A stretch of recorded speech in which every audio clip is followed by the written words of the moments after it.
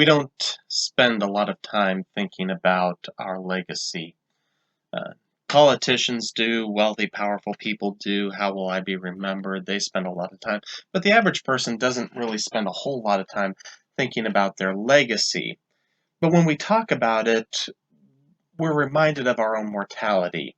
And the truth is no one likes to think about dying. Um, no one, no one looks forward to the day that they die for the most part. Um, but our legacy is actually being created every day, in every action and in every word that we speak. Legacy is really at the heart of what we've started talking about last week, which is the fact that we are getting ready to leave this world. You're going to leave one way or another. If you know Jesus Christ is your Lord and Savior, you're either going to go through the grave or you're going to go through the sky. And we asked two questions, very important questions last week. Number one, will there be someone to carry on when I'm gone? Elijah, Moses had Joshua, Elijah anointed Elisha. They had someone to pick up the burden, pick up the job, pick up the mantle when they left.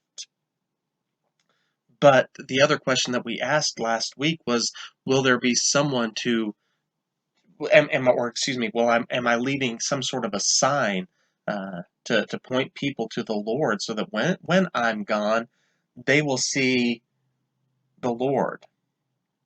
Uh, when we talk about Elijah and Elisha, and we look at their lives, we're talking about legacy, and it challenges us concerning our own legacy.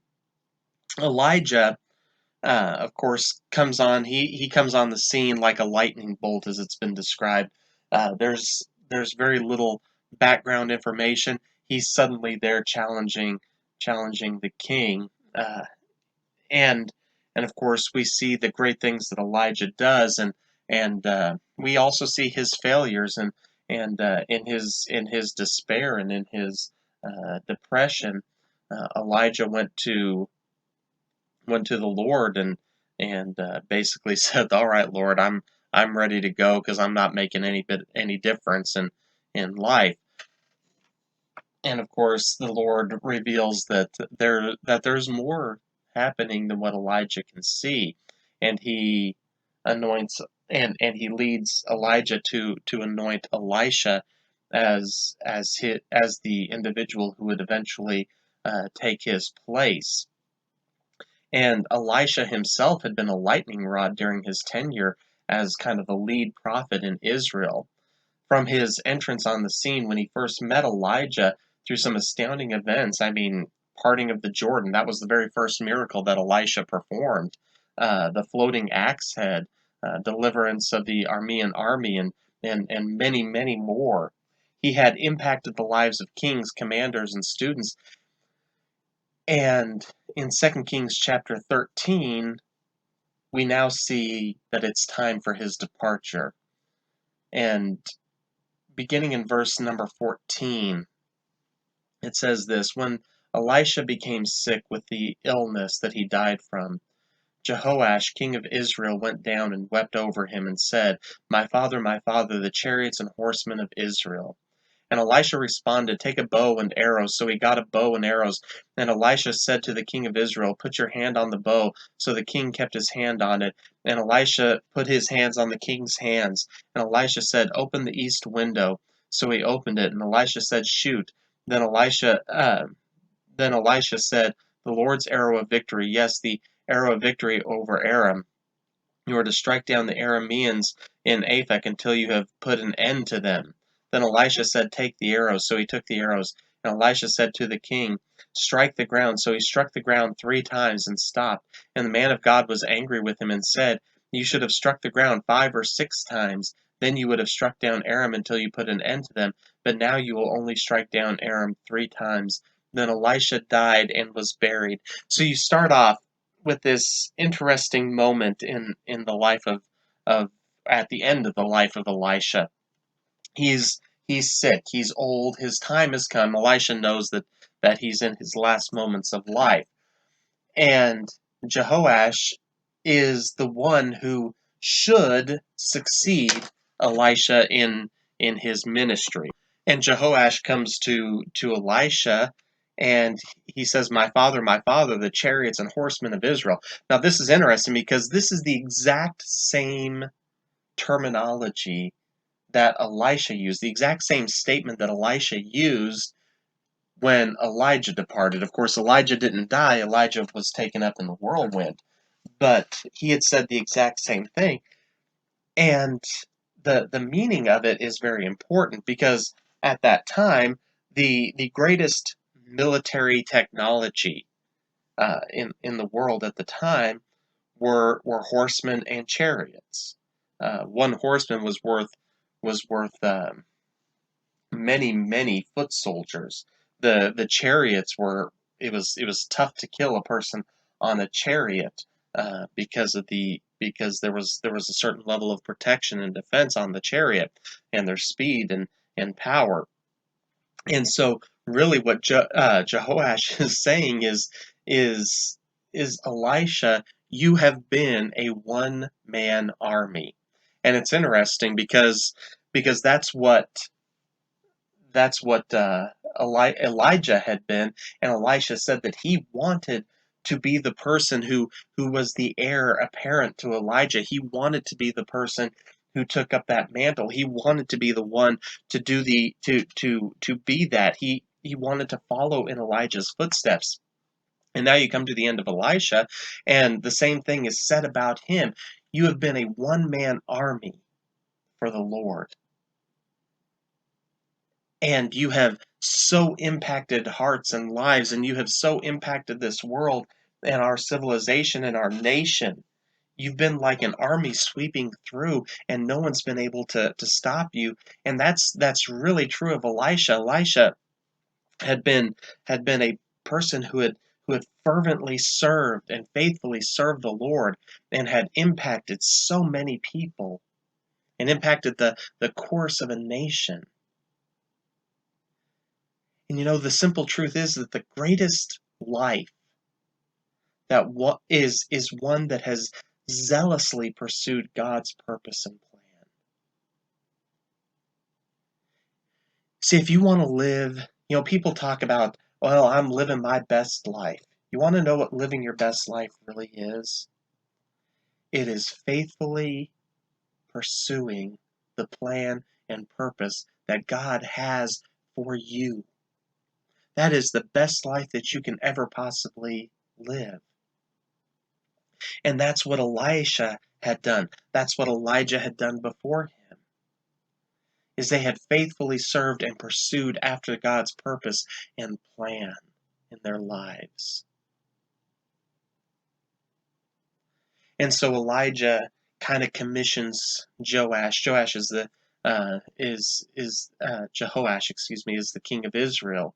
He has a job. He has a responsibility to his people. And that responsibility is to protect them. At the time, they were in open conflict with the nation of Aram, and Elisha says, your commission is to go against the Arameans and to drive them back and to strike them down until you have completely ended their threat, completely ended them as a nation.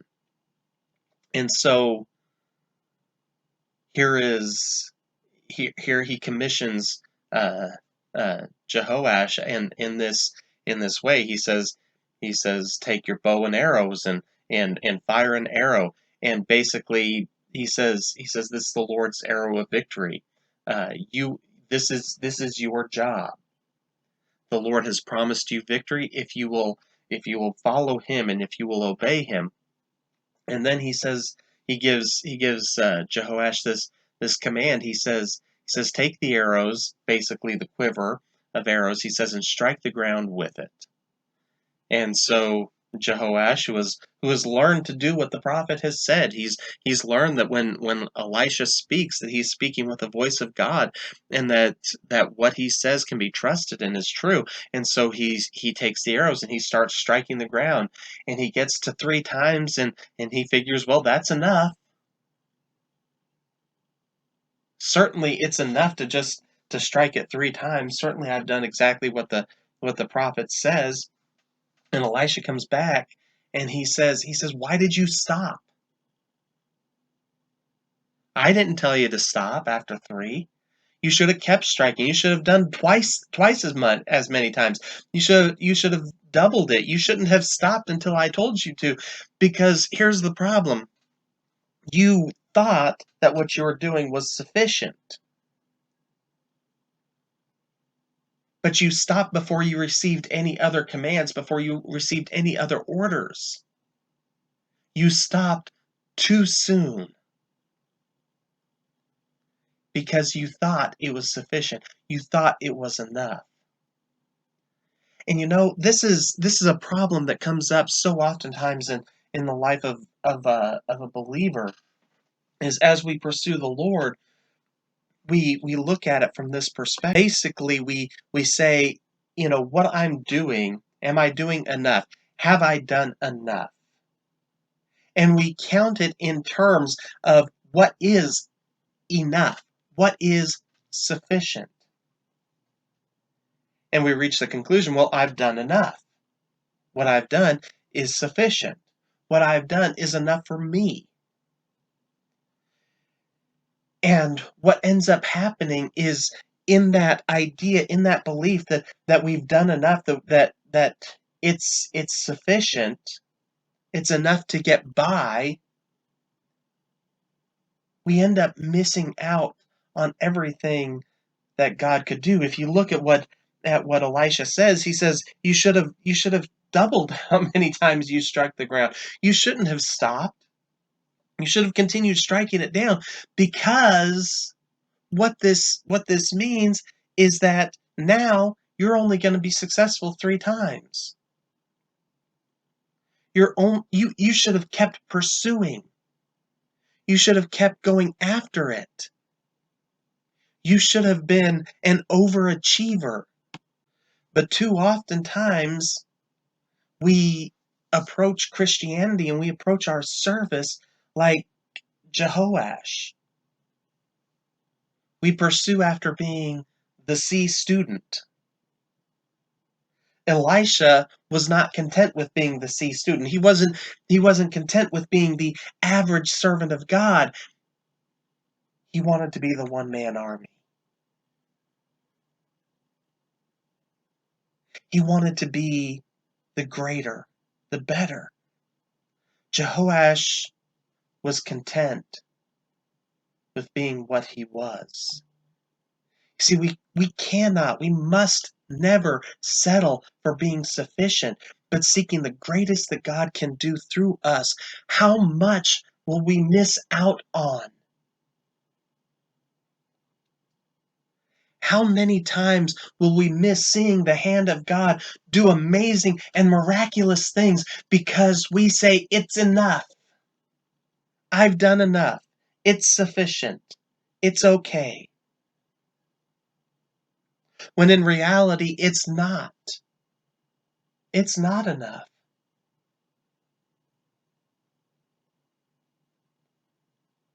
See, that's the problem with us. That's the problem with us as humanity, and it is we get comfortable. And sometimes we reach this conclusion of, well, it's someone else's job now. I'm older. I've been doing this for years. Can't someone else do it? And the reality is we should stop looking for someone else to do, and we should step up to the plate ourselves. We should never, ever, ever be content. You see, there's 2 aspects of contentment when we talk about contentment. in the Christian life, in the spiritual life. There are two aspects of contentment that I think sometimes we miss. We should be content with the circumstances that God puts us in. If God leads us into a certain perspective, into a certain position, into a certain place in life, we should be content with where God leads us in life. But when it comes to our spiritual life, and when it comes to our own growth, our own spiritual growth, and trying to be there and trying to impact the lives of others, we should never ever be content.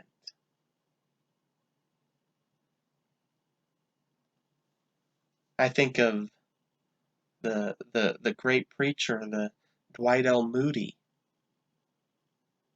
who had been challenged at an early age with the statement of a missionary that the world has yet to see what one man can do who is totally sold out for the cause of Jesus Christ. And in his ministry, he brought two continents, the North America and Europe, to its knees before God, being one of the primary leaders and movers in that second great awakening. Because he wasn't content. As long as he was in this life, as long as he was here on this earth, he was going to pursue after the Lord. He was going to do what was right. He wasn't going to stop. He wasn't going to give up. He wasn't going to say, well, I've built my church and so I'm good. He didn't stop there.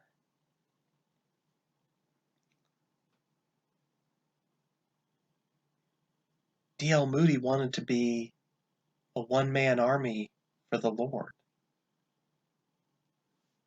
And the truth is, so many of us stop. So many of us say, well, I've done enough. I've done my part. But the truth is while you're on this earth, you haven't finished. As long as the Lord keeps us here, we should not say, well, I'm done. Instead, we should keep going. We should keep pursuing.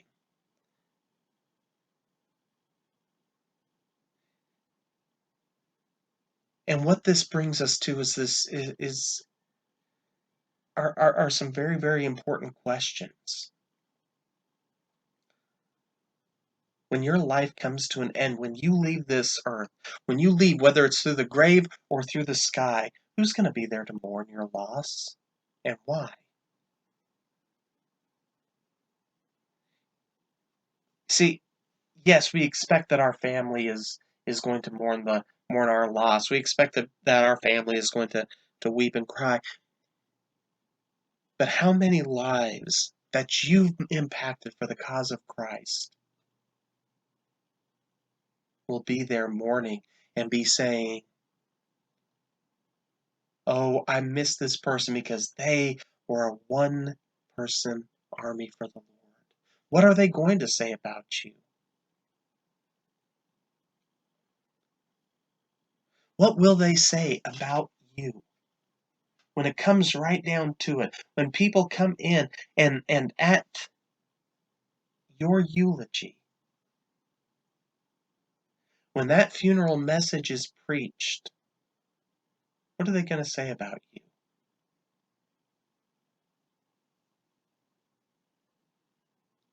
Will your life be one that is marked as average, as adequate, as normal?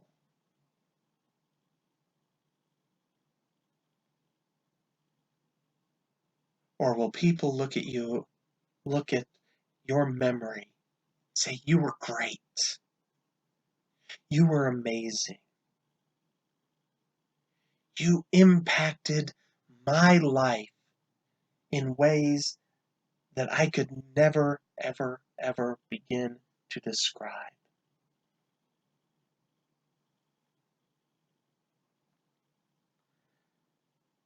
See, so oftentimes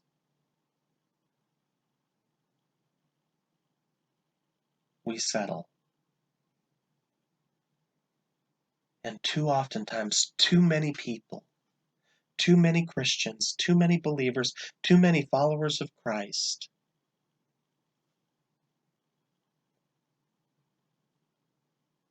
are recognized or remembered as being adequate. And don't misunderstand, I'm not saying that you have to become some great evangelist, that you have to become some great preacher. That's not what I'm saying. But you look at Elisha, and you contrast him to Jehoash here in this moment. Elisha is described as a one-man army. Jehoash stopped early because he thought it was enough.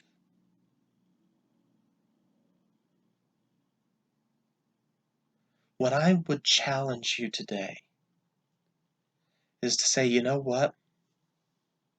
Starting today, starting at this moment in my life, for however long I'm going to be on this earth, whether it be the next day, the next week, the next month, the next year, the next 10 years, however long it may be, beginning today, I commit to being an army for God.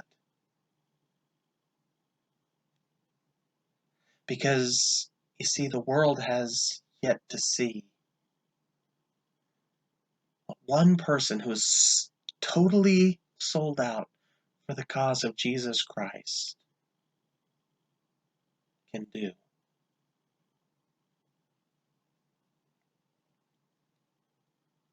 Be an army.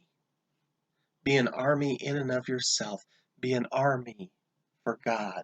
Always on the move, never stopping, never retreating.